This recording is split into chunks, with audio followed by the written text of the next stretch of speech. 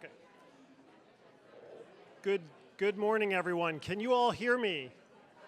Can you hear me? No. I'm hearing no. Okay. Is this any better? Yes. Excellent. Great. Okay. Even all the way in the back. Thank you. Thanks. Well, thank you all for being here. My name's Jim White. I'm the Executive Director of the Nonprofit Association of Oregon, and this is our member meeting and our 40th anniversary celebration.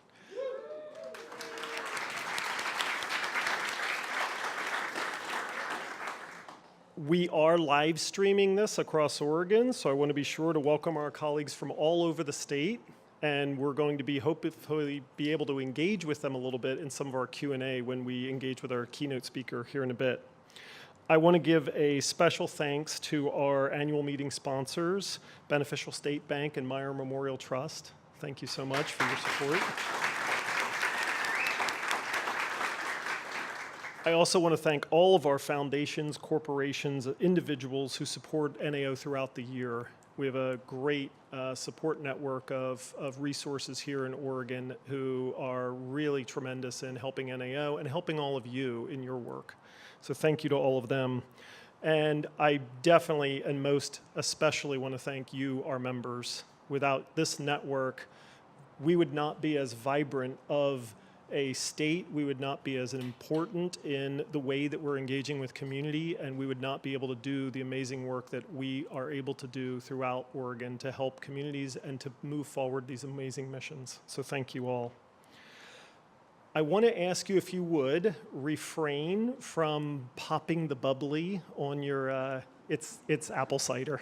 We're gonna have a toast a little bit later, so if you could hold off on pouring those, we'll give you a cue later on when to pour those. Too late. Our bottle did it by itself. Okay, all right. Okay, so when we start seeing people stagger out of here, we know what happened.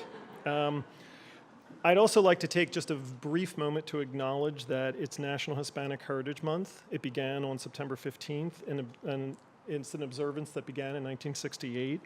And we're going to talk a little bit more about this later, but I just wanted to make sure that we were all understanding this important time in American history and in Oregon's history for our Hispanic people and colleagues amongst us. I want to now invite Councilman John George of the Confederated Tribes of the Grand Ronde to open up our meeting and invite us into this space. Councilman George was born in Grand Ronde and raised during the time of his tribe's termination. He's a direct descendant of Chief Solomon Riggs. He's served on the Tribal Powwow and Health and Education Committees, and he was elected in 2012 to the Tribal Council. So, Councilman George, thank you so much for your attendance, and it's an honor to have you here.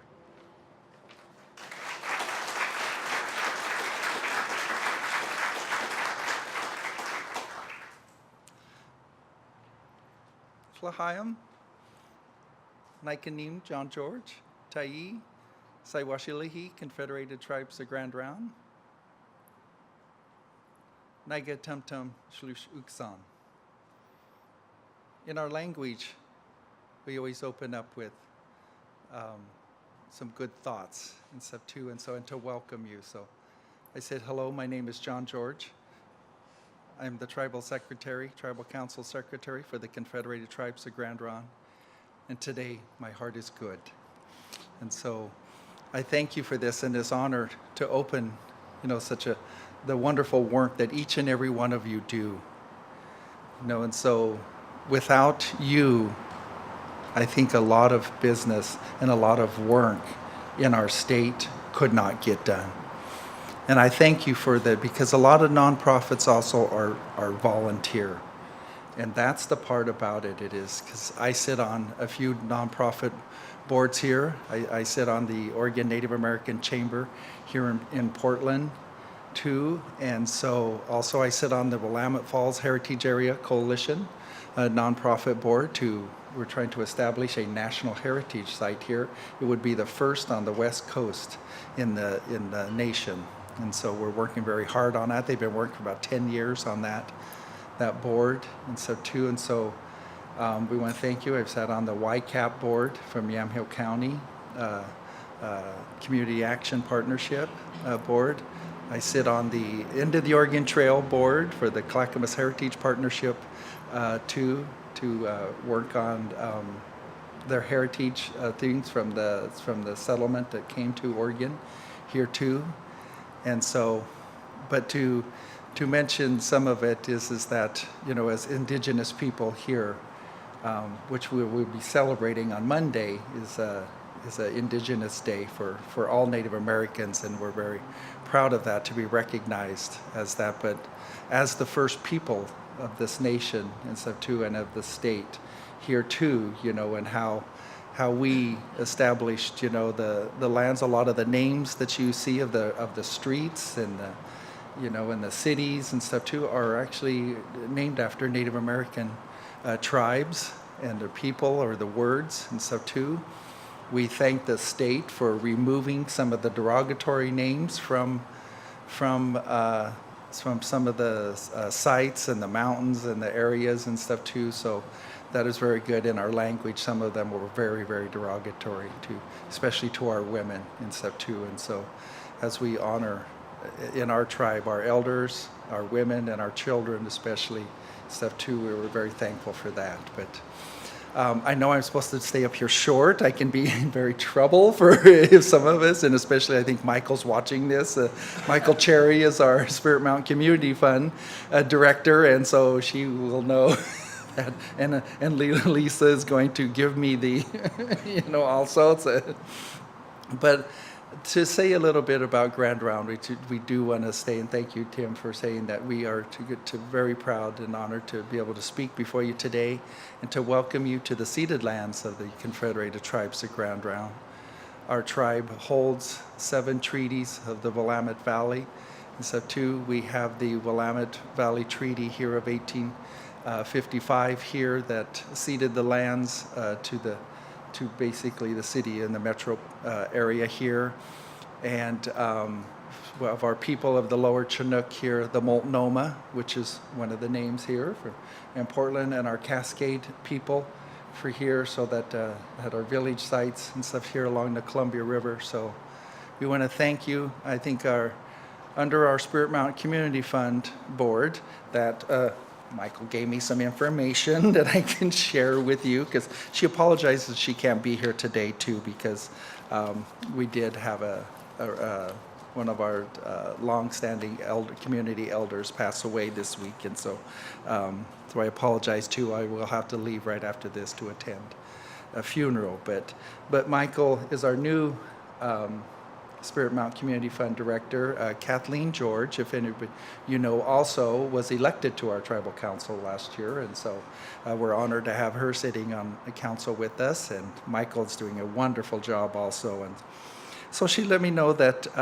in the history of we just celebrated our 20-year anniversary of the Community Fund, and I think some of you may have attended that too down at TriMet organization. And so since then, they have given 2,530 grants awarded since the inception of 20 years ago to 1,099 nonprofit organizations in 11 counties, totaling $75 million that we have given away from that. And so we're very proud to do it, to help the nonprofits of Oregon in here too to do that. And so so we're very proud of that to do that, because when we opened our casino back in 1995, it was something that was not supported by the other tribes and things. But when we put our lands into trust, you know, then your land is removed from the tax base of Oregon here. And so we thought we still wanted to give back to the state, and thinking of sort of just taking, we wanted to give back. And so the Spirit Mountain Community Fund was created to give back, and we give back 6% each year is given into that fund to give back. 6% of the profits of the casino are put into that fund to give away to the nonprofits here. And so with that, I think we're very proud and honored to be able to do that. We thank you for we thank our past leadership for deciding on that. So as tribal council, we oversee all business of the tribe, So too, and so even though the Spirit Mountain Community Fund is a board, we have a Spirit Mountain Gaming Board and everything else, but all final decisions will come down from our 9 tribal council that work together to make those decisions and stuff too. So we want to thank you for this and the honor, and I'm very honored to give the blessing to start your day in a good way. And I would like to also sing also a prayer song for you too, to bless each and every one of you and your nonprofits and your businesses, your families, you know, because I know as we give all this time, you know, to our organizations, that we still need to remember that how important our families are to us too, and stuff too. So I want to thank you for that. So if we could stand, if you can, and we'll give honor to this day.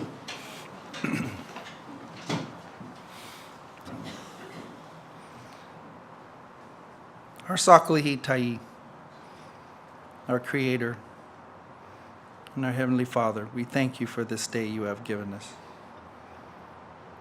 We thank you for bringing the rains to our lands, Lord, to wash away the fires, to clear the air of our smoke, and to clean our rivers.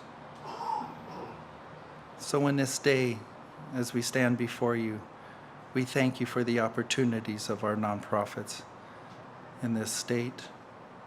Lord, and we just bless each and every organization here today and of the good work that they give. Through this, without our nonprofits and the passion that the people have that sit on these boards and these organizations, Lord, are the ones that we would not be able to help, and some of our most needy people that we can reach out and to support. So in this day, you know, we thank each and every one. We thank you for the safe travels that you have brought them here. We thank you for the leadership here in this conference. We thank you for the giving hands of the organizations that help bring this conference here to Portland, to our great city. We also pray a blessing over the city of Portland and the metro area. Lord, as we lift up each and every one into these hands that are extended here to lay upon each and every one in the organizations, to lay upon the people of this land, Lord, we thank you for able to stand on the land of our ancestors here as we remember the good stewardship that our native people are, and how they care for the land and the water and the fish, you know, and our wildlife. We thank you for all the hard work, and we continue to ask for your continued energy to move forward in doing such good work. So in these days, we are so grateful and thankful as we stand as humble people before you. So in your name, we give you all the thanks. Amen.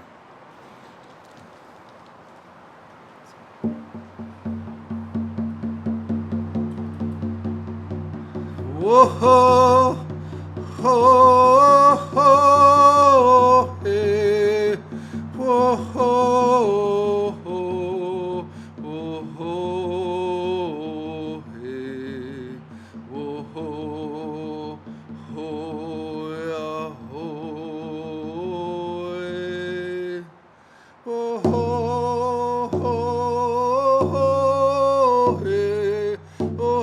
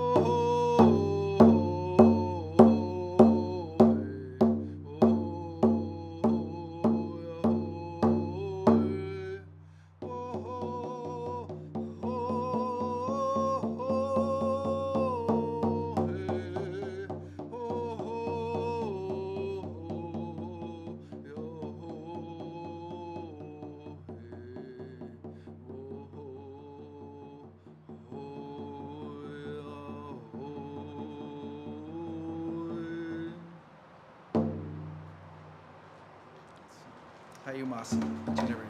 Hayumasi is many thanks in our language. Thank you to all of you. Thank you. Appreciate it. Thank you. Thank you for this time.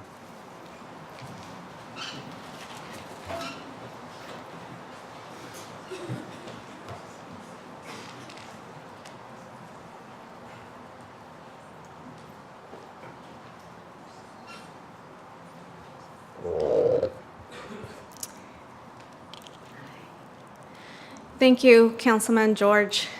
It's an honor to have you here with us to open and to bless our proceedings today.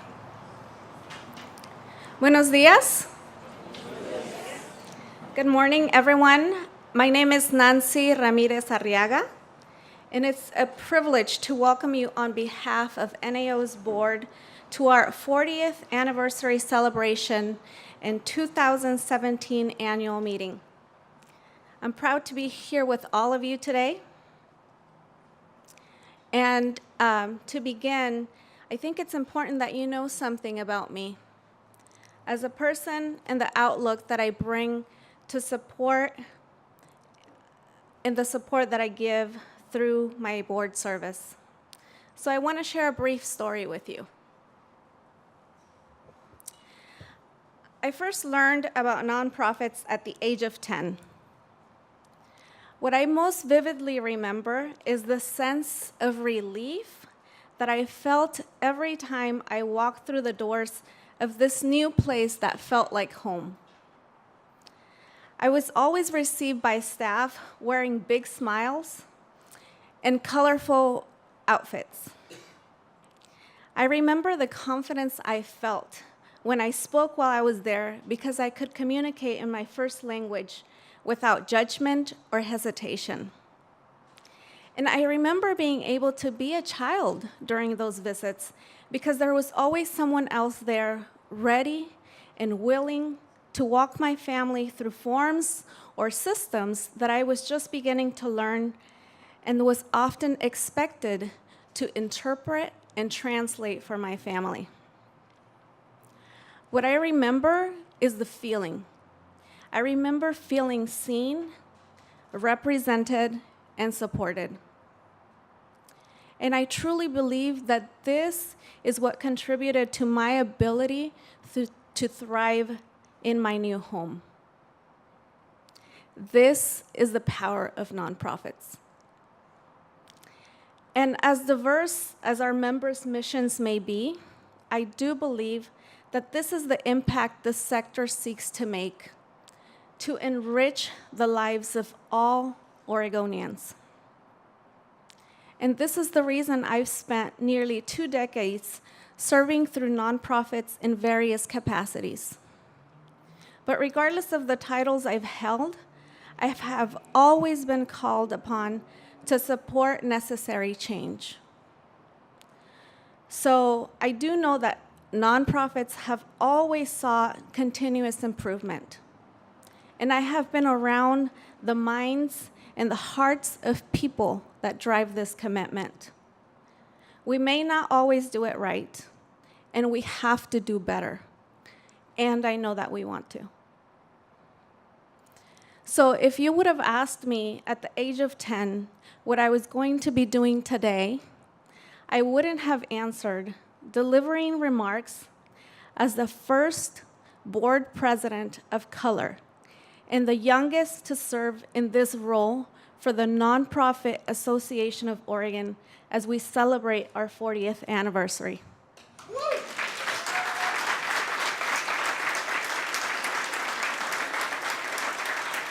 Thank you. Thank you. And I'm proud to be here with all of you today. So if you would have asked my mom what I would have been doing, she would have said that I was going to be a lawyer, because she always said that I was very good at arguing, which I just said it was all about making a case. So I've been serving on the board of NAO for the past 4 years, and I have been a part of a lot of changes. We have worked hard to shift from a management service organization with a 40-year history of providing consulting and training to nonprofits to the membership-based state association serving nonprofits across Oregon. As the state association, it is our responsibility to stay relevant. As we ask tougher questions of ourselves and the impact that we seek to make through our mission, NAO continues to grow and evolve. So I won't give you all of the Oregon demographics because we're challenged by an undercount. But what I will say is that our rural communities have always been here. Our LGBTQ community has always been here. Our disability community has always been here. Our low-income communities have always been here, and they continue to grow. Our Native American communities, whose land we stand on, have always been here. And immigrants like myself and people of color are also here. But does our leadership of our nonprofit sector in Oregon represent that diversity? We know, in fact, that it doesn't. And our keynote speaker today is going to help us better understand that. These challenges and the richness of the diversity I just described inspire me to continue looking for ways to work together and explore the depths of opportunities in all communities of Oregon. I am committed to our mission to strengthen the collective voice, leadership, and capacity of all nonprofits. In my role at NAO, I will continue to challenge us to ensure that all voices are represented through our membership and across our sector. I also take very seriously our responsibility to model the way and to support organizations in their pursuit to stay relevant for all communities. I am very proud to say that the NAO board and staff are committed to leading with excellence and ensuring that we are taking steps to meet the full needs of Oregon's diverse nonprofits. Our board and organization-wide commitment builds on the thinking, leadership, and work of staff who have walked before us and who have supported the sector in the areas of diversity and inclusion for decades. Staff like Guadalupe Guajardo and Cliff Jones and many others. Thank you. You may not know this, but today, NAO is a global majority organization, with the staff now reflecting the society that lives, plays, and works in our communities.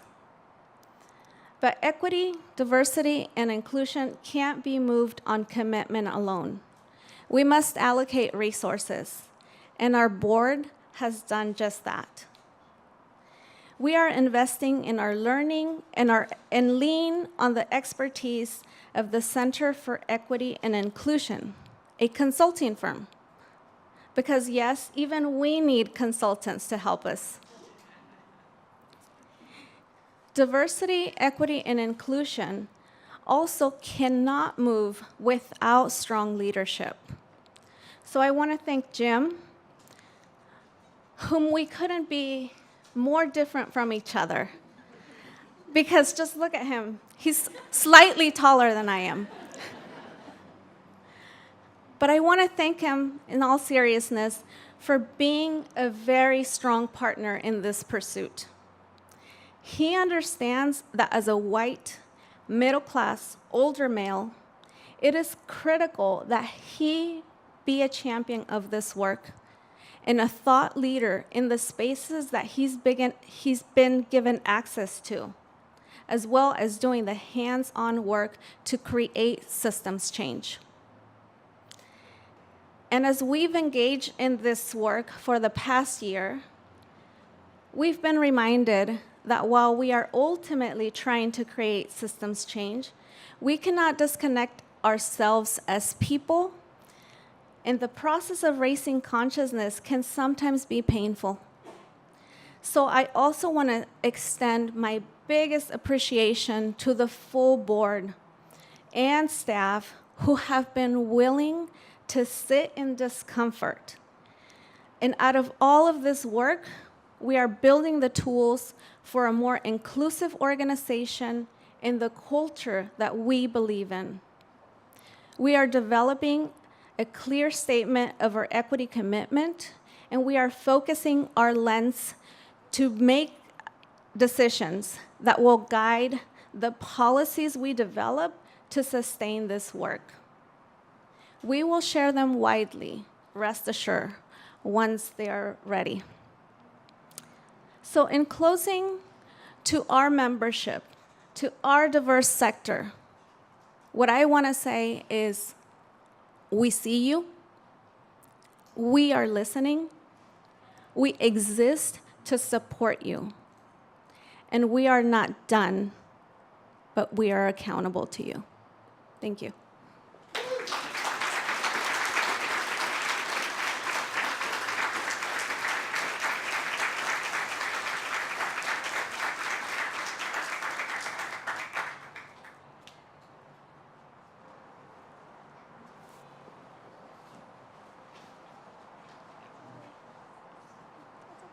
I can introduce myself.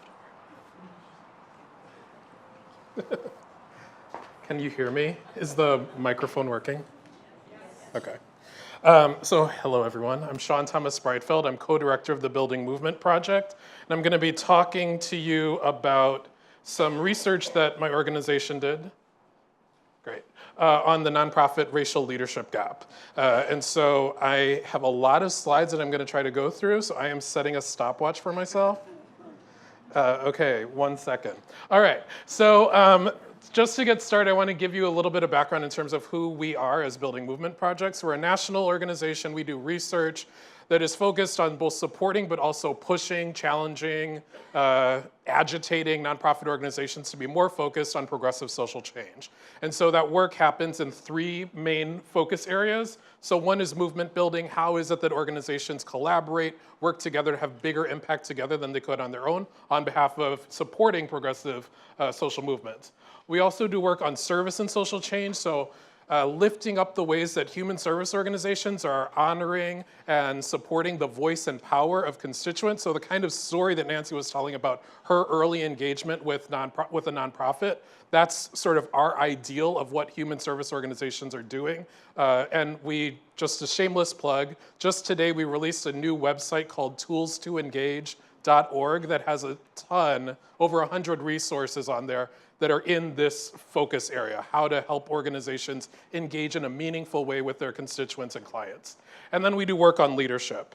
And so the leadership work that we're focusing right now on was really coming out of this question about why was it that as a sector we weren't moving the dial. So we'd been talking about diversity in the nonprofit sector for over 15 years. I mean, that's as long as I had been in the sector, so I knew that it had been the topic of conversation since I started. And we also knew that there was data coming out over and over again that sort of demonstrated the overwhelming whiteness of nonprofit CEOs. So we think of the Compass Point survey, Daring to Lead, repeatedly showing less than 18% of the CEOs that they were surveying were people of color.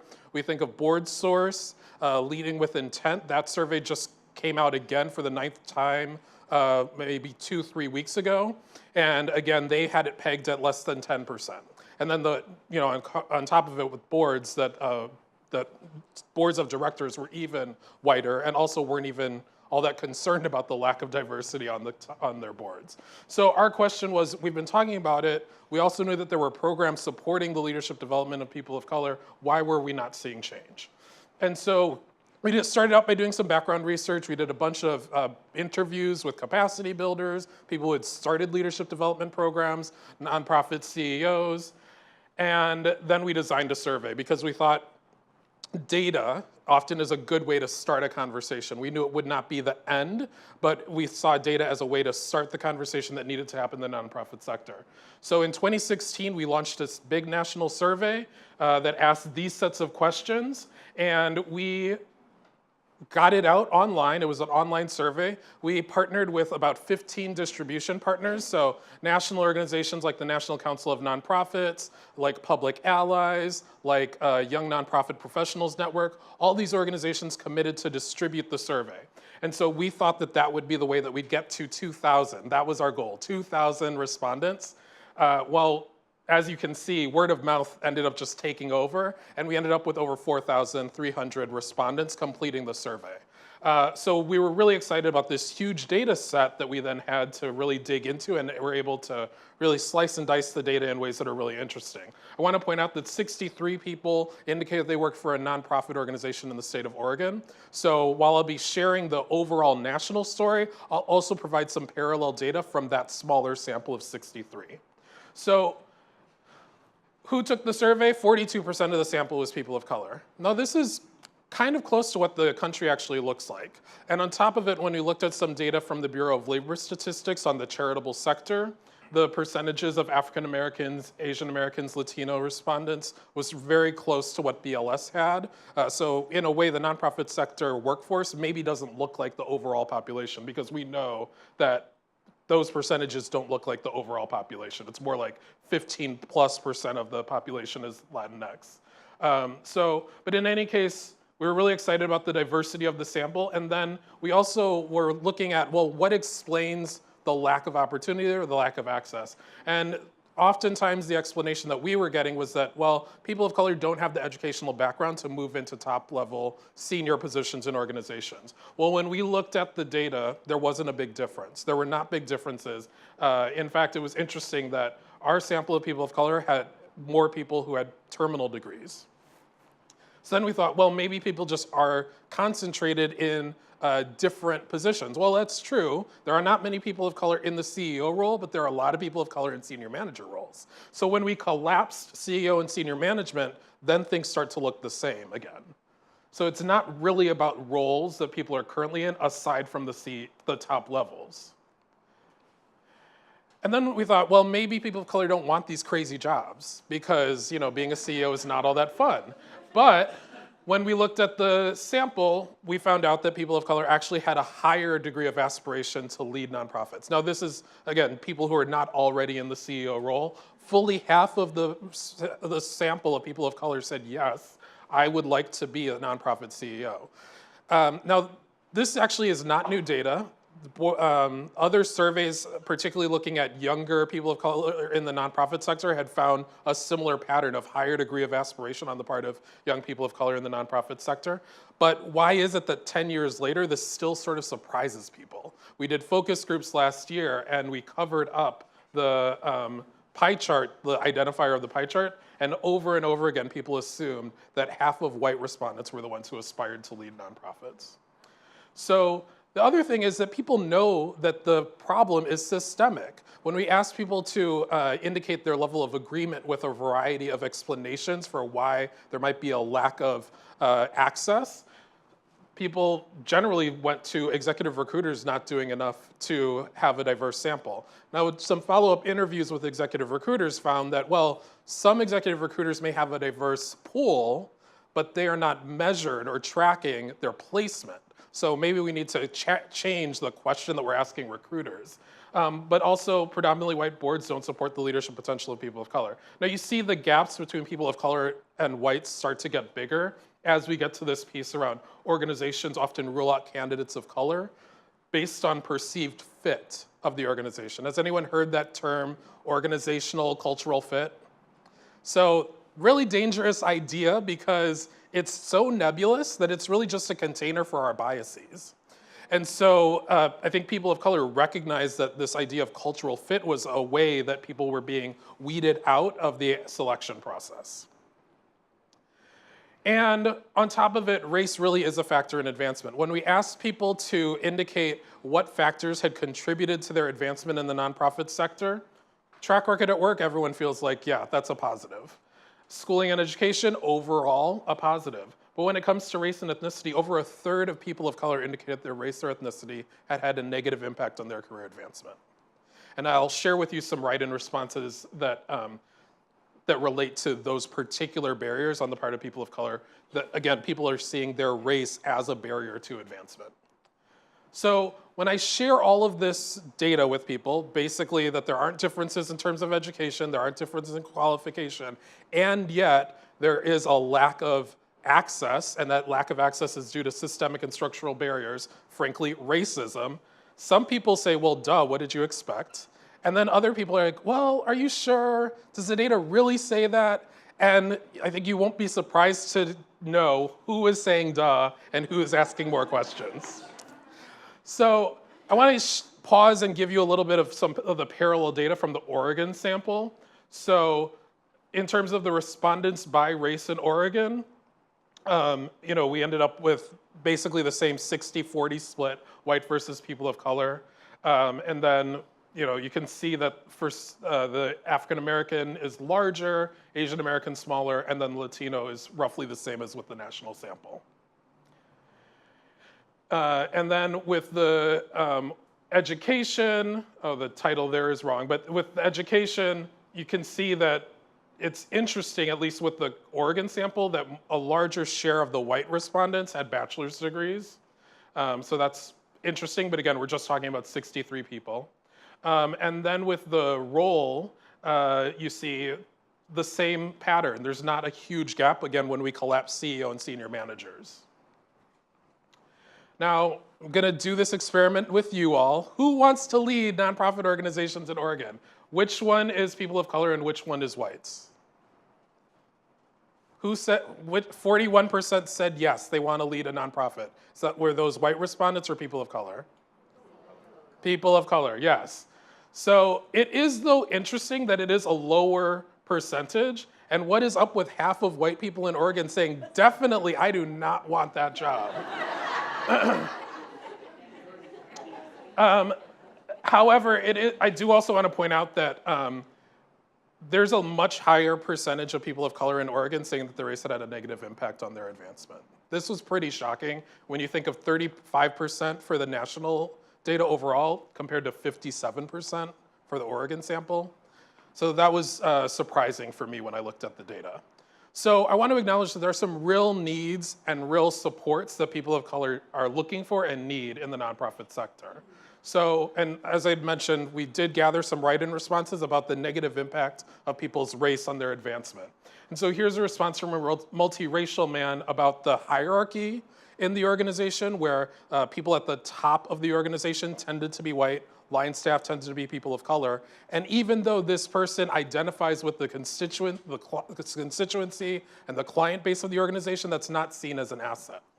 And so then what that leads to is the organization being tone deaf on the issues that matter most to the people being served. So there were a lot of responses like this, and you can see how nuanced it is. There's so many factors that this person is writing about in terms of this challenge and frustration around their race in the nonprofit where they work. When we asked people who aspired to lead nonprofits what they felt they most needed, technical or management skills came out as the top thing, which was a little surprising for us. Less focus on leadership capabilities, less focus on sort of leading and supervising staff. But it was interesting that at least a portion of the sample of people who aspired to lead felt like they're already ready. They just need a chance. And when we look at the Oregon data, so I added a few more factors just so you could see some of the differences. So again, a third of both samples, people of color and whites, feel like technical management skills is the barrier or the sort of last skill set that they feel they need to get to be ready for a CEO role. But then external connections, there's a little bit of a gap, largely because people of color were the only folks who said that they felt professionally prepared right now, but need the opportunity.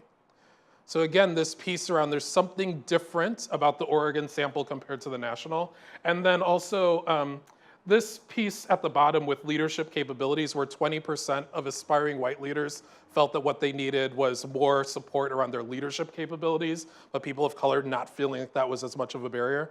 That was an interesting pattern that we saw when we sliced the data in some ways. So And I think it just had to do with people could only really choose one. And so, people of color were more likely to say, well, yeah, I'm ready, I just need a chance. We also asked people what their challenges and frustrations were that they were currently experiencing on the job. And so everyone's stressed out about how demanding the workload is. That's not a surprise. Inadequate salaries, half of us are underpaid. I was surprised it was that low. Lack of relationships with funding sources, you start to see a gap emerge with people of color expressing more challenge and frustration around access to funding. Lack of role models, the gap gets bigger. Lack of capital and lack of social capital and networks. And then this last one, being called on to represent a community. I'm going to show you the Oregon data as well, and then I'll share a write-in response that relates to these themes. So again, Oregon respondents, demanding workload, far and away the biggest frustration and challenge. Inadequate salaries was actually higher than the national data by about 10%. Lack of relationship with funding sources, it's nice to see that there's not a gap between people of color and whites there. Lack of role models, we see a gap come back again. So people of color feel like they don't have role models in the nonprofit sector to help guide a way. Lack of social capital networks, but then the last one, being called on to represent a community.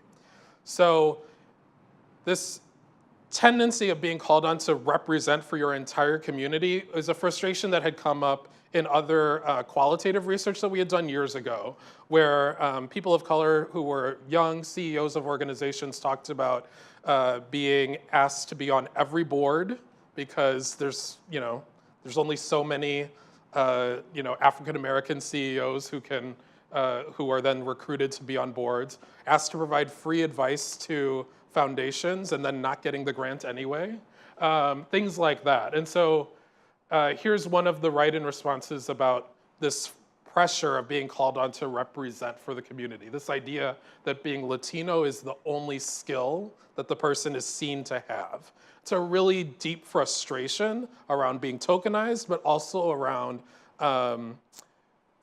the sort of added labor that often goes into being the sole person of color in an organization, who then is tasked with fixing all the race problems of the organization, tasked with explaining racism to every board member, things like that. So I want to end with just some thoughts about what we can do to create a sector where people of color really can excel and lead. And so I think the first thing is we have to start addressing bias and racism explicitly, because there were so many write-in responses about people having experienced really bad situations in their organizations, in the sector more broadly, and that can ultimately kill people's aspiration. But also this idea that we have to pay attention to not making fixing the diversity issues the added thing, the thing that's just added to the plate of already overburdened staff of color in organization. It has to be a collective responsibility, not something that's a part of this representation pressure for people of color. We also have to think about how we're going to shift the culture of current leaders so we can have some difficult conversations. It's not going to always be comfortable to talk about race, and we do have to talk about race and racism, not just diversity. Because really, as we did some other research looking at particularly the intersection of race and LGBT identity, and it was so clear for LGBT people of color that race was the bigger factor in terms of people's advancement. And we think that that's going to be borne out when we look at this intersection of race and gender as well. And then we should also be measuring change. So we have a plan to do this survey again in 2019 to see are things changing over time. But also in our organizations, we can measure change. So are we moving the dial in terms of the board, either board composition or board being able to engage in these difficult conversations, or being confronted with challenges when issues of diversity actually come up inside of an organization? Or is it something that gets contained by the CEO and never gets to the board level? But also that means we should be honoring small wins. So if we're measuring change, we should also measure the small wins and honor those things. So I want to pause 18 minutes. So we do have time for questions. And we're going to get some questions from the audience. We're also going to get some questions online. But really happy to open it up and have a conversation. So I'm going to stop there. Yep. Actually, I think it would help to go to the microphone because we're recording the session, and otherwise people won't hear the question online.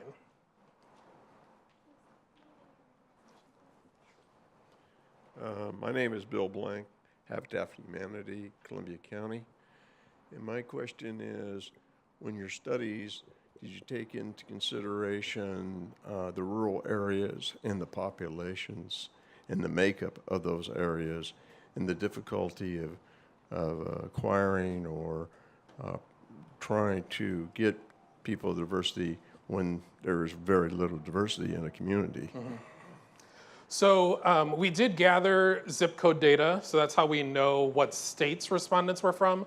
We did not look at urban versus rural yet, although we know from some of the other, we've drilled down in the California sample, and the vast majority of respondents were from the LA area and the Bay Area. And same thing with Massachusetts, the vast respondents were from Boston. So I'd imagine that for the 63 respondents from the state of Oregon, I would imagine that the majority were from the Portland metro area. Now, partially that reflects where our organizations are concentrated. I think that there's a challenge in terms of having more organizations in rural areas.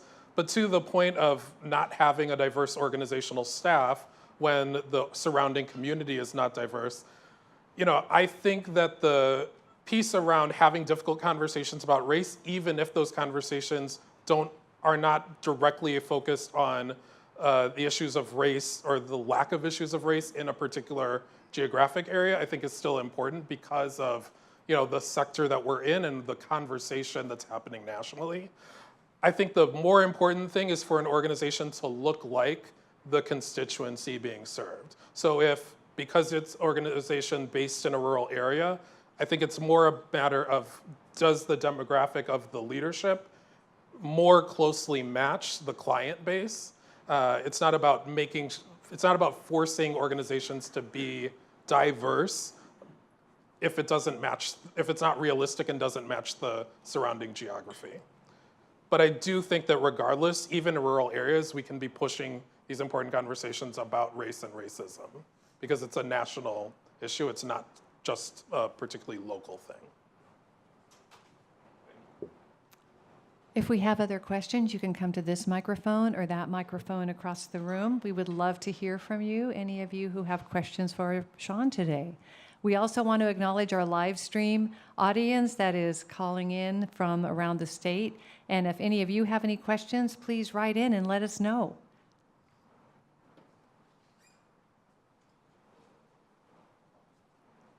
No questions. Oh, here we go. Okay. We have a question. Hi, good morning. Morning. I'm Steve Fleischman from Education Northwest. I was wondering how you're actually mobilizing this data kind of to move change. Mm-hmm. So the reason that we started with the survey was because we felt like having a big data set would spark conversation. And so I am basically on the road every week this month, going to various meetings like this to talk to people about the data, but also about what it is that organizations can and should be doing to move both this conversation internally and also in the sector, but also what are some sort of practices or tools and resources that organizations have. So I'm also involved with a group called Equity in the Center, which is a collaboration of a variety of organizations that are trying to sort of open source resources for nonprofit organizations around how to tackle these issues of diversity. And then I'm also involved with Fund the People, which is an organization that's also pushing these questions of diversity, particularly as it relates to funding. So each of the reports has a sort of call to action as well. But I think right now, part of the challenge is that if an organization really wants to tackle these issues, they're often going to rely on consultants because we, as a sector, we haven't really open sourced resources so that organizations can A, have these difficult conversations, and B, think through strategies for changing up their HR practices to have a more diverse team or have a more equitable hiring process. So one thing that I've heard works from multiple organizations is with resumes. When you get the resume in when you're hiring for a position, you blind certain information like the person's name, like what school they went to, and that has, again, this is anecdotal from some organizations, tell me that made a difference in terms of who ended up being in the pool that they decided to interview.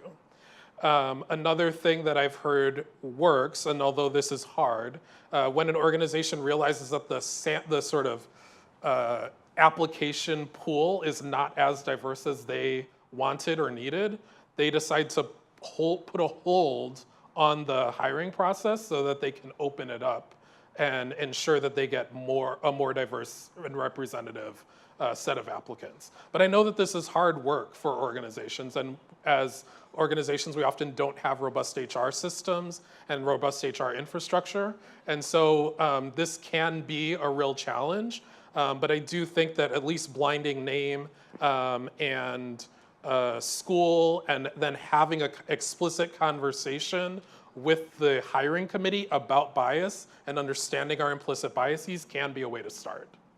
Thank you. Hi there, I'm Lauren Fortin with Propel Insurance, and I was really interested in, one, applying this to board members as well and board recruitment, because I know that is something that many of the nonprofits that I have worked with really struggle, that they have trouble bringing in people of color, young people, people of different orientations and gender identities. So have you thought about rolling this out to boards as well? So BoardSource was a distribution partner on the survey, but I think we're sort of letting BoardSource take the lead, and they do have a variety of resources around how to push this conversation in terms of board diversity and thinking about changing the board composition. I think part of what we have to think through as a sector is what is it that we're looking for and valuing in our boards. If we're always looking for board members who are going to raise X amount of dollars for the organization, that is a criteria that is going to privilege and benefit some people and make you look for some people and ignore others. And so something that organizations have done is in an effort to move towards a more diverse board or to balance out the fundraising orientation of a board is to have a client advisory board. May not have the same may not have the same role or same power, but it can be a way to identify people from the community, a client or community advisory board, identify people from the community who can be brought into the board role. But I think we have to recognize that boards have created a little bit of a culture around what their role is, how much power they have, decision making, raising money, holding events. And so there may need to be some work with existing board members to shift their culture to be open to new people being on the board who may not look like them, may not have the same sort of experience. But I really do think we have to start with what are we looking for when we're looking for board members.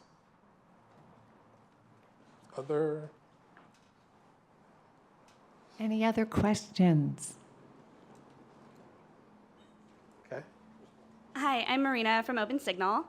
And my question, you talked a little bit about some organizations that are talking about funding, like Fund the People. Could you talk some more on organizations that are maybe working to be a sort of guide star for DEI, kind of illustrating nonprofits that are already doing this work, perhaps more correctly than some others? That's a really great idea, and I don't know of organizations that are doing that work.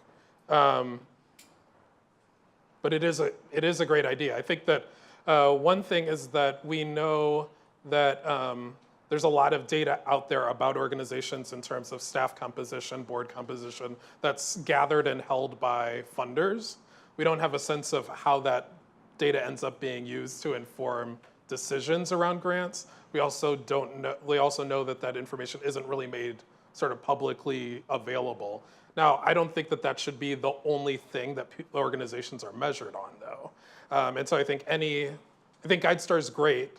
And when you reduce an organization to a few metrics, there's some texture and richness that can be lost as well.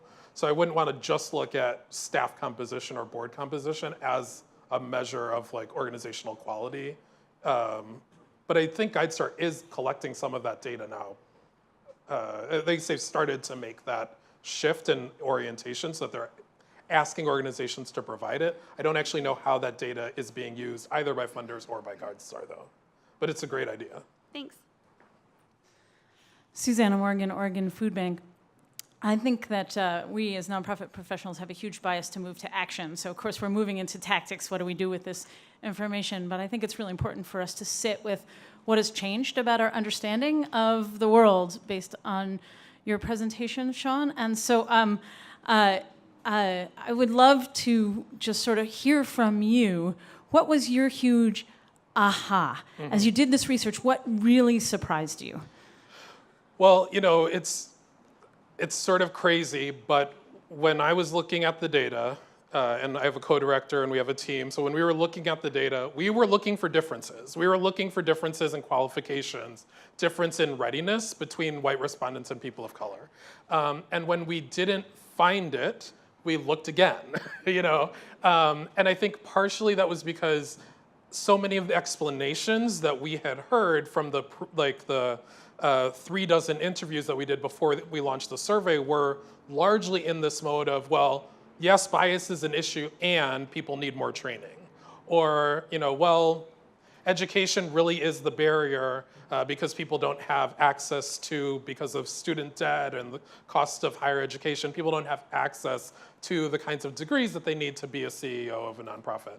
And so when the data really drove home the point that there actually aren't differences in readiness and qualification, that the difference is a difference of access and what barriers are put in the way of people who aspire to lead, it really was an aha moment, even though I knew sort of from my values base and from like my structural orientation that should be the case. Having the data really confirm it was really a bit of an aha. And I think it's been part of what's been so great about doing these kinds of presentations, because I think the data is very validating for people of color in the nonprofit sector who, you know, may have been passed over for an opportunity or feel frustrated by not being taken under the wing by senior members of staff.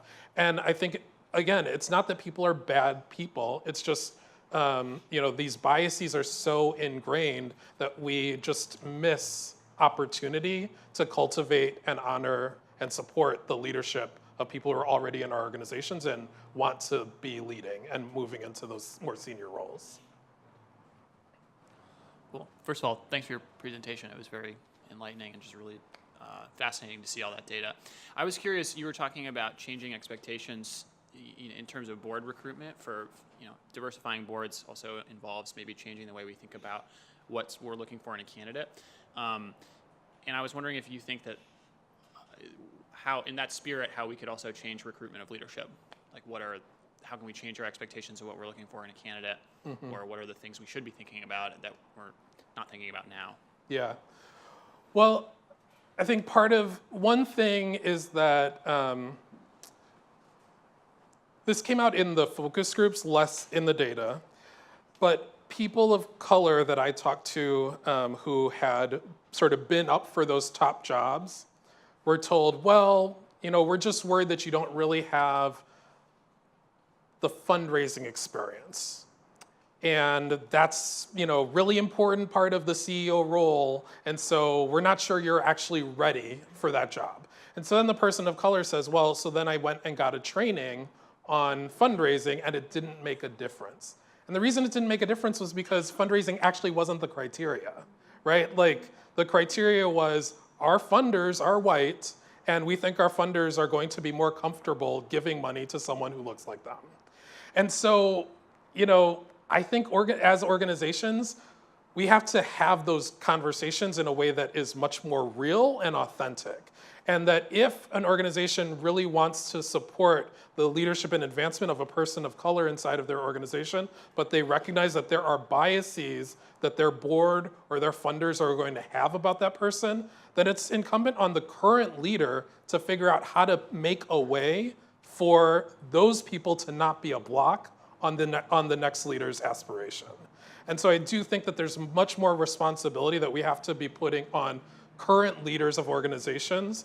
There's a leadership role in leaving and making a way for the next leader to be successful. And I think that if the next leader is going to be a person who doesn't look like the leader that they're replacing, I just think there's more responsibility and work that the exiting leader and the board have to do to make sure that the organization can be ready. So it's less about what we should be looking for in leaders and more about being real authentic about what the criteria are, and then thinking strategically about how the organization can support people in those roles. Because again, it's not about qualifications, it's not really about readiness, it's about the environment and the sort of the power dynamics that people are entering into when they move into these more senior roles.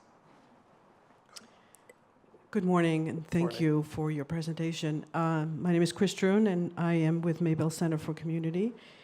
One of the things that you said, it's not personal, it's the system, I think that came out in one of your slides. Mm-hmm. And maybe if you can speak a little bit more about not just how we can learn to be more inclusive in our hiring practice, but the environment that people are coming into, people of color, given that racism is cultural, it's systemic, mm-hmm. and how to help organizations learn the scope is so much bigger than how many people of color do you have in your organization. Is how do we become leaders in breaking down some of the system and understanding what that means. I mean, I know somebody mentioned Center for Equity and Inclusion, and I know with our organization, we've gone through a whole year of really learning what that means, and not everybody has time to take that much time to really do that, but it's incredibly important. So I don't know if that's included like in your guide. I just wanted to talk a little bit about that. Sure, so when we think of changing culture, I do think that those difficult conversations are really important, and I think often it's helpful for an organization to have an outside facilitator or a pair of facilitators who can ensure that the conversations happen in a way that is productive, but that is also makes safe space for people to be authentic about what their experiences and frustrations have been, but also what their misunderstandings are. And so, I think trainings on anti-racism, trainings on implicit bias are things that can change cultures inside of organizations. I think the other part of the system, the part that it's not personal, it's the system, is that our organizations exist in a nonprofit system where, some of the other factors that are external to the control of an organizational board or executive director are, again, funders. And what the foundation or funding dynamic is. What happens in terms of, if an organization is in a community where all of a sudden there's a real focus on policing or police violence, is an organization ready to make a statement about that? And if they do, what happens? And I think that really requires leadership, and I think we should be demanding and looking for more leadership and more courageous leadership to push and have these conversations. And I also want to acknowledge and recognize that organizations face some risk when they do it. But I think we have to, when it comes to these issues of inclusion and diversity, we have to be pushing the envelope to be as risky as we can. That would be the thing I'd say. Well, thank you all for your questions. What a rich conversation. Shawn, it has been amazing to have you here, and we appreciate this focus and this riveting eye on diversity and race and how we can be and do a better job as nonprofits. So thank you so much, and we are going to turn it over to Lalisa.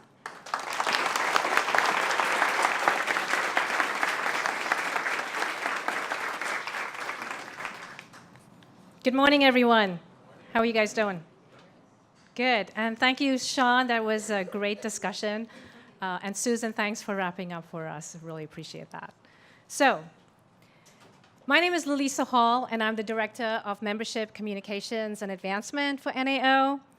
And many of you know that NAO is celebrating its 40th anniversary this year, as Jim mentioned. So I have the privilege and honor of whipping through the 4 decades really quickly. So bear with me here, but it's a really interesting perspective to kind of just look back and see where we've been so that we can move forward, and we are moving forward.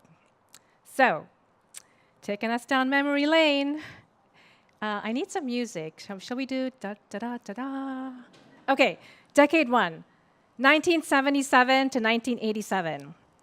In the late 1970s, there were 639 registered public benefit nonprofit organizations in Oregon.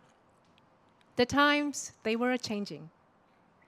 There was a growing need for social services, grassroots organizations sprang up, and civic and community engagement was burgeoning. Nonprofits were seeking much-needed technical assistance. In an attic in Southeast Portland, the brainchild of Kay Soul and Jean DeMaster takes shape. And Kay couldn't be here with us today because she's having eye surgery.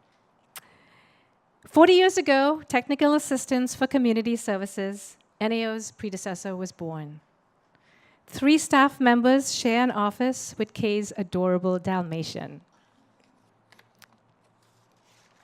Okay, da-da-da-da-da. Decade 2, 1987 to 1997. There was a growing need for financial-related professional development, and voila, the Nonprofit Fiscal Managers Association was born. The Executive Directors Network followed. That's today's Nonprofit Leaders Network. CPAs, attorneys, fund development professionals, human resource consultants, and others all contribute their time and expertise as volunteer speakers. TAC sponsors the first conference for people of color. Recognizing a need for ongoing dialogue, the Diversity Leadership Network was created. That's today's Equity and Inclusion Network. The Oregon Nonprofit Corporation Handbook by Kay Soul and Cynthia Comfort is published. 3,000 copies are sold within 3 years. Maya Memorial Trust funds a 3-year capacity building grant. And United Way of the Columbia-Willamette contracts with TACs, and Helpline is born. There are 9,667 registered nonprofits. Okay, where's the music? Thank you. Decade 3, 1997 to 2007. TACS launches trainings in Bend, Salem, Medford, Enterprise, Astoria. Some of these trainings transition in today's Rogue Valley Nonprofit Network in Southern Oregon, Brad Russell, and Nonprofit Network of Central Oregon, Jen Rusk. Okay, the Executive Transition Services is created. More than 100 organizations get help in the next 5 years. TACS partners with the Oregon Community Foundation to launch Oregon Involved, a movement to connect people to nonprofits in every community in our state. With a nonprofit steering committee of nonprofit leaders from across the state, as well as 147 founding member nonprofits, TACS creates Nonprofit Association of Oregon as a membership program under the TACS umbrella. There are 13,456 registered nonprofits. Music for my next decade, please. Thank you. Decade 4, 2007 to 2017. In mid-2008, Kay Soul transitions from TACS, and as is often the case when founders leave, TACS takes some time to find its footing. Kathy Briggs steps in as executive director for less than a year, and is followed by Carrie Hoops for 2.5 years. The Ford Family Foundation, MJ Murdoch Charitable Trust, and the Collins Foundation invest in NAO's work. Other foundations and corporate partners do the same. In 2010, NAO adopts its current mission and new bylaws and is formally accepted by the National Council of Nonprofits and becomes the state membership association. In October 2012, Jim White becomes NAO's executive director, the tall white man right there. The work begins to transform NAO into the state membership association and extend NAO's reach across the state. In 2016, NAO's board commits to deepen our commitment to diversity, equity, and inclusion. There are 19,786 nonprofits registered in Oregon. And now, to contribute the story and continue the story into 27, here's Victor Vasquez and Sarah Paez-Curel.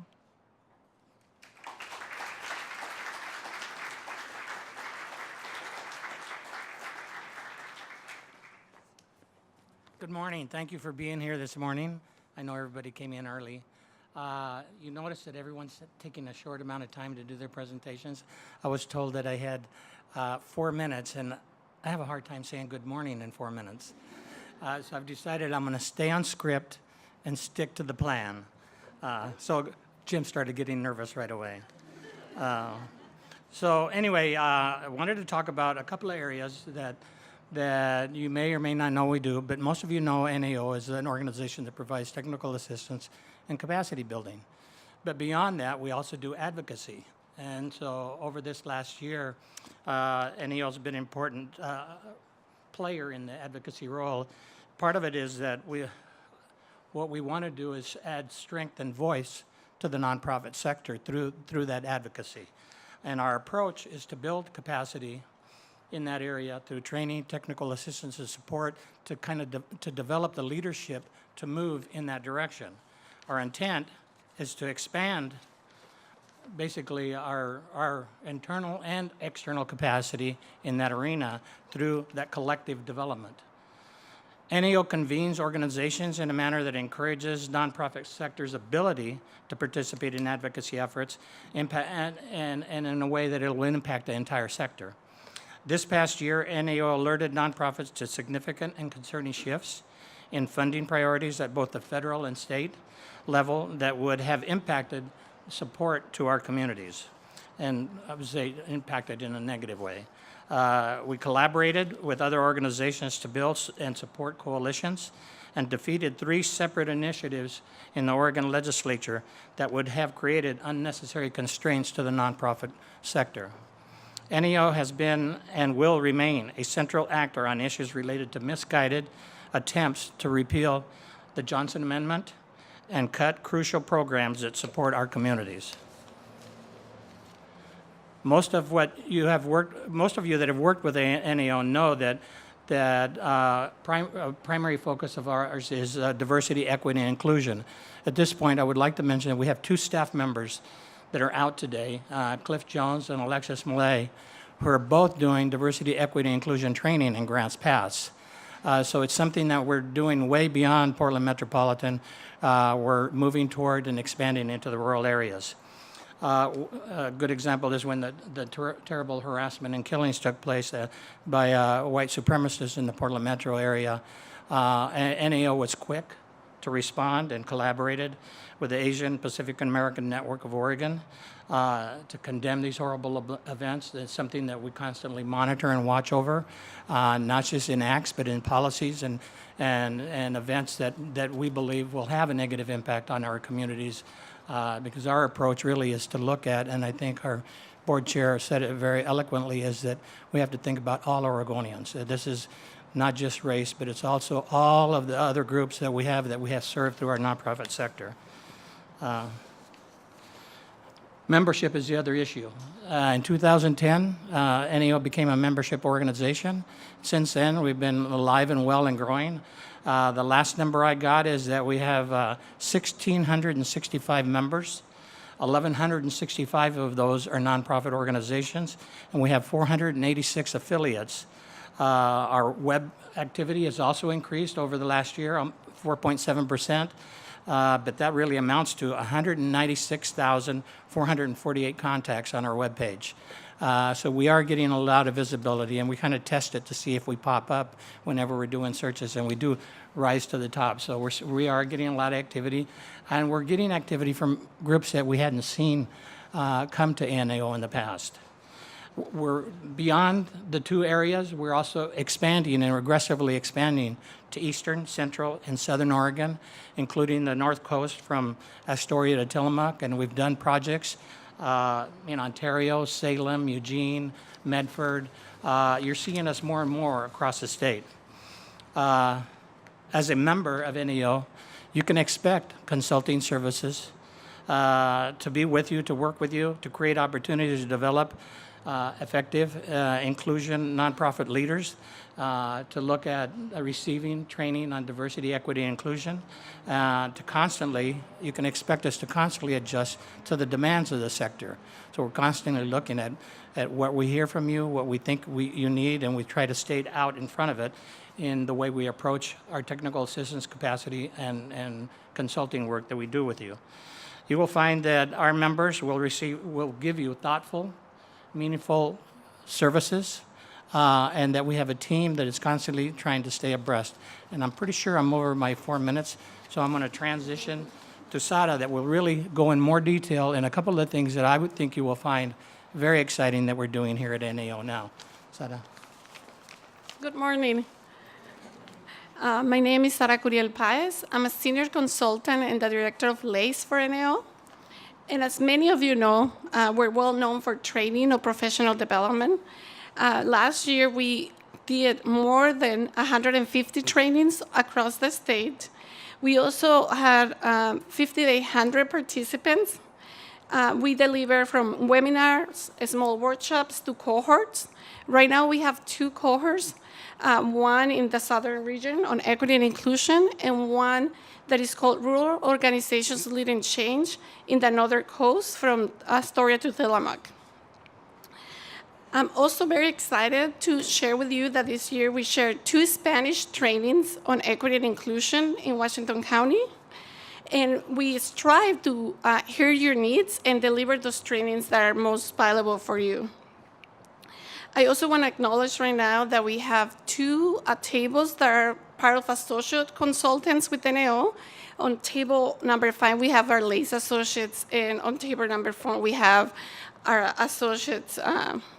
Thank you so much for your work that you do for NAO.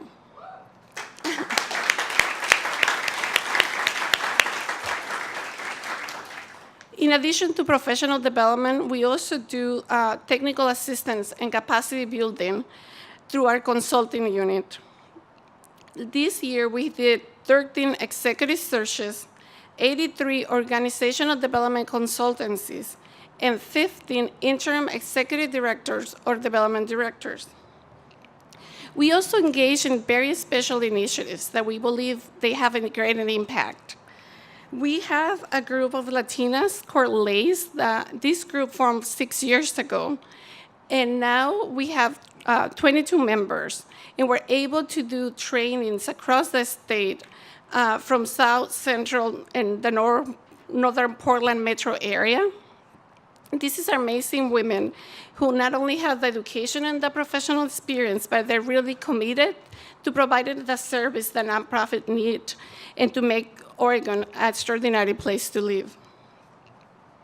We also, as Victor was mentioning, the cohort is that after many years of doing training, we have found that the best way to influence equity and inclusion is through a cohort model, which means it's less people for an extended period of time, so they're able to practice the concepts with each other, to explore the concepts, and they get one-to-one coaching in a peer learning environment. And we found through interviews with the participants that it has been a life-changing experience for them. Finally, this year we partnered with Cornell University to bring a financial success for nonprofit certificate. We heard that our members needed a certificate on financial success. The eCornet platform allows us to learn and work together from anywhere in the state. It's also very affordable, and we have already 24 members sign up for it. We hope that you're able to take advantage of this great opportunity. And thank you.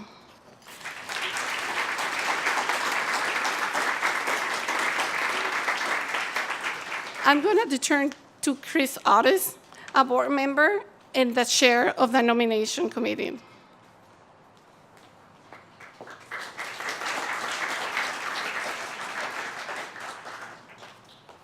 Thank you, Sarah. So towards the end, last but certainly not least, I get the honor and the privilege of introducing the current board of directors and our new board of directors. But before I do that, I do want to say thank you to Shawn. That was an amazing presentation. And let me say out loud, I hope your slide deck is available to all of us. The answer is yes. Wonderful. And thank you to Sarah and Victor for the update on wonderful services that are associated with NAO, and Lilisa for the walk back. I don't know what it means that I feel like I've lived through a lot of those decades, but wow, we've done some stuff and seen some stuff in the not-for-profit sector. But with that coming on the heels of Lilisa's comments, and then certainly hearing from Victor and Sarah about the work that NAO is doing, I hope you can share with us the excitement of NAO and see why we as board members are so proud to have the honor of serving and supporting the organization in partnership with the staff. And speaking of the staff, since I have the podium, and we're going to go over time anyway, I'm sitting by the person calling the show, so I know by now I only have like 60 seconds, but at any rate, I do want to offer on behalf of the board a thank you to Jim and the staff. It's such a pleasure to work with you. And a huge thank you and acknowledgement to our fearless leader, Nancy Ramirez Arriaga. You are an inspiration to us all the time, Nancy, so thank you for leading us.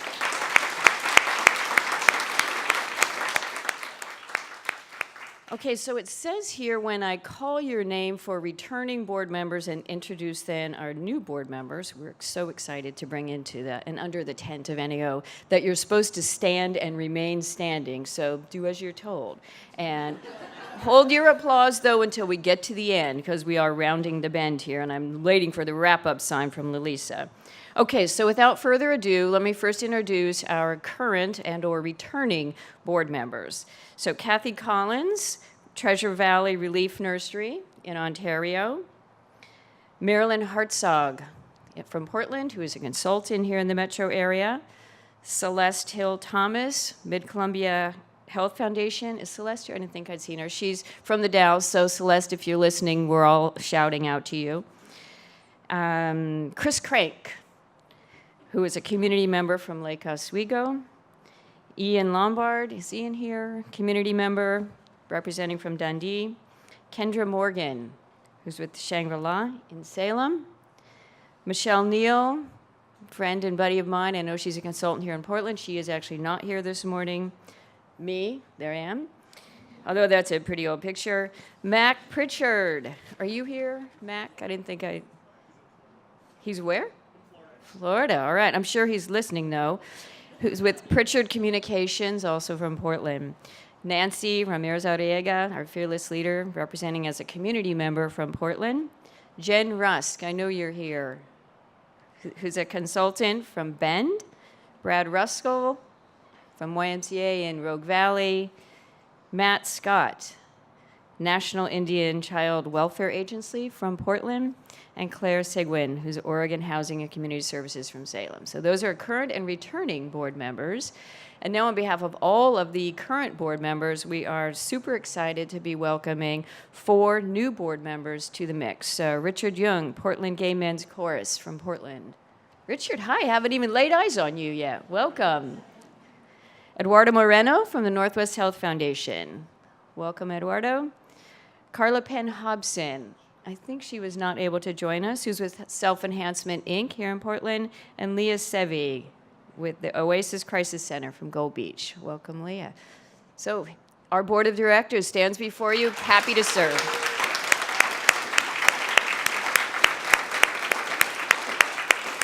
I think you can sit down now. I do have one more thing to do, and then I promise I will relinquish the podium, but I do have the honor of acknowledging and thanking a few of our board members for their outstanding service. They are actually rolling off the NAO board, and we are sorry to see them go and thank them for all that they've done to support NAO and the sector in their time with us. So leaving us this year will be Bob Lieberman, Brandy Tuck, and Stephen Mark Bedoin. So a couple of words about them. Bob, where are you? There you are. Who's recently retired CEO of Kairos in Grants Pass and has faithfully served the NAO Board of Directors for 6 years, providing outstanding leadership on the NAO's Finance and Policy Committee. Thank you, Bob.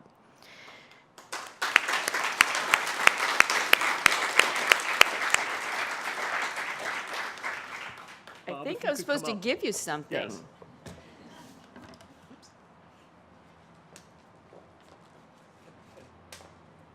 Oh, here. You present. So this is where someone would take a picture.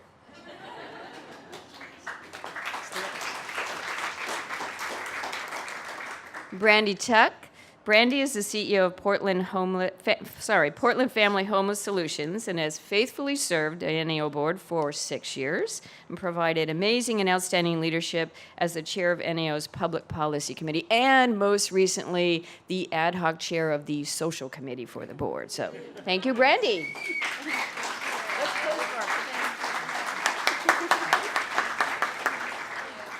And Stephen isn't here. He's actually now in Washington, D.C. Where? Maryland. He may or may not be listening. He is now the executive director of the Maryland Symphony Orchestra, and he served while he was here as the executive director of FAME. So he was on the board for 1 year on our Public Policy Committee and then went off to do great things in Maryland. So on behalf of all of us, thank you for your service. We'll try to continue in good stead without you, and thank you all for your partnership in helping us lead NAO.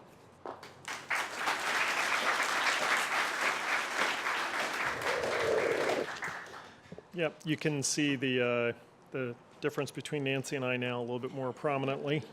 Well, I'm fortunate in that everybody else did all the work for me, so now I just get to bring it all home and let you get on with your day. I did want to go ahead and ask you, if you haven't already popped them there, Kathy, go ahead and pour yourself a toast while I just wrap up here.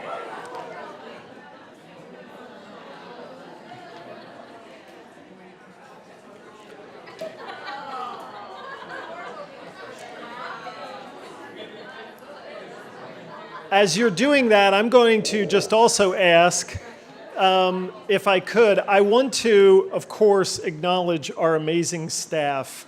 Without any organization, the basis of the energy, the ability for the organization to survive and to thrive is based in the human resources that we all share and have.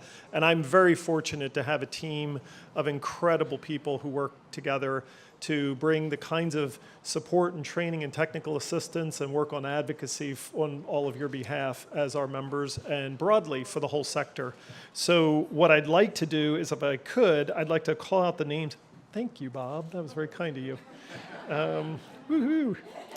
I'd like to call out the names of our team members and ask them to stand. So Allison and Myra and Sada. And Adrian is based down in Sisters, but she couldn't be with us today, unfortunately. Lalisa, right, you're up there. Kristen, special thanks to Kristen for doing, Kristen's, again, she's already outside getting ready for the next thing. There's Kristen. Thank you so much for the amazing job you did in helping to pull all this together and as well with the rest of the team. Cliff and Alexis couldn't be here today. They're down in Grants Pass, as Victor mentioned. Susan, Brad, Saba, and Victor. This is our NAO team, and we really appreciate their hard work and all that they do. So if you could give them a round of applause, I appreciate that. Thank you.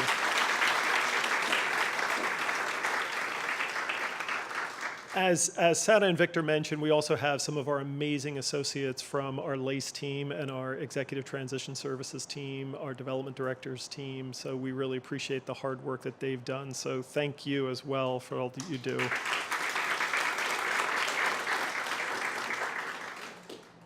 And I also want to point out our interns, our student interns from De La Salle High School, Aaliyah, Douglas, Emilio, and Kadrin. If you guys could stand up. Thank you. For those of you who may not know, De La Salle runs a program where they have teen leaders come from the high school 1 day a week and work as employed by an organization, working to help that organization. A lot of students go with for-profit organizations, such as some of you I know have programs with the De La Salle team. But we're very lucky to have this great team of folks here with us who come to us one day a week and help us keep our work moving forward. So thanks to them for their great work. So at this time, I would like to thank all of you as our members for 40 fantastic years, and we're very appreciative of all the work and the service of our team, of our board, and of all of you to making Oregon a better place to live. And we look forward to the challenge that we have in front of us, that Shawn very accurately and I think critically laid out for us, that we need to all do better, we can do better, and NAO will be there with you to help that happen. So to the past 40 years and the future 40 years, cheers.